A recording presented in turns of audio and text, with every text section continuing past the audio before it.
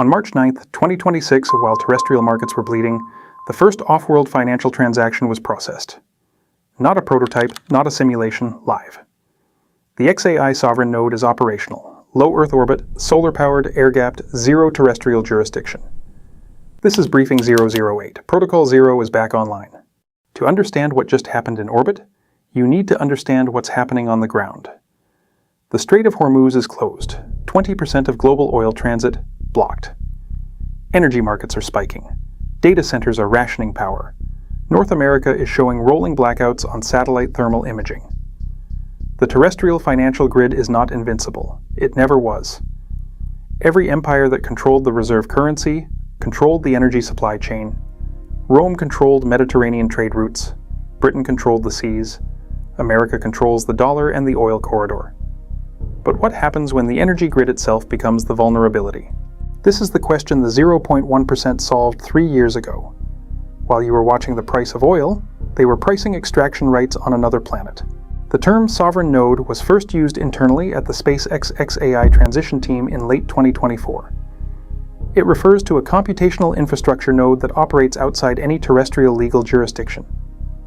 Low Earth orbit, unshaded solar array, air-gapped from terrestrial internet. It processes transactions, financial, computational, contractual, without passing through any nation-state's regulatory framework. No SWIFT clearance, no Federal Reserve oversight, no SEC jurisdiction, zero. Musk's orbital ledger processed its first air-gapped transactions on March 9, 2026. That date is now in the record. The question isn't whether this is legal. The question is, what legal system applies 400 kilometers above the Earth's surface? Answer: none that currently exists. The timing is not coincidental. 3 simultaneous conditions had to exist for this activation to make strategic sense. Condition 1: terrestrial infrastructure instability. The Strait of Hormuz closure created the first real-world stress test of energy-dependent financial systems. The grid failed, the sovereign node did not. Condition 2: orbital infrastructure maturity. Starship's launch cadence reached operational threshold in Q4 2025. Payload delivery to LEO is now routine. The hardware was ready. Condition 3: regulatory window.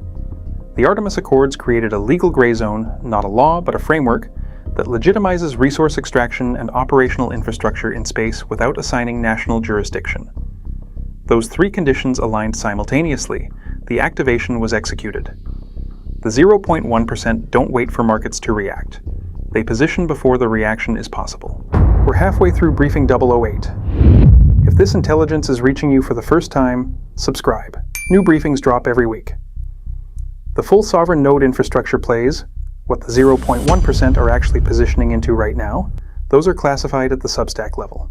Link is in the description. Subscribe to clear your level. Continuing. Let's talk about what xAI's valuation actually represents. At $1.75 trillion, xAI is not a technology company in the traditional sense. A technology company depends on terrestrial infrastructure, power grids, regulatory approval, national markets. xAI with an operational sovereign node in LEO is something categorically different.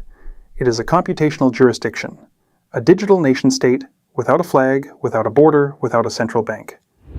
When you purchase equity in xAI at this valuation, you are not buying access to an AI model, you are buying a fractional share of a sovereign computational territory. The extraction rights analogy holds. On Earth, nations fight wars over oil fields. In orbit, the rights are being acquired quietly, through equity, through infrastructure positioning, through the Artemis Accords framework. The question you should be asking is not, what is xAI worth today? The question is, what is a sovereign computational jurisdiction worth when terrestrial systems continue to fail? On Friday, we ran a 36-second briefing. The thesis was simple. The next reserve currency has no flag. That was not speculation. That was a status report. Rome's currency died when Rome's empire collapsed. Britain's pound died when Britain's global dominance ended. The dollar's dominance is tied to America's control of energy corridors, military projection, and SWIFT clearance. The Strait of Hormuz closure tested all 3 simultaneously. The results are on the charts. Meanwhile, in low Earth orbit, a transaction was processed. Solar-powered, air-gapped, zero jurisdiction. No empire controls what has no ground to stand on. The reserve currency of the off-world economy is not the dollar, not the yuan, not gold.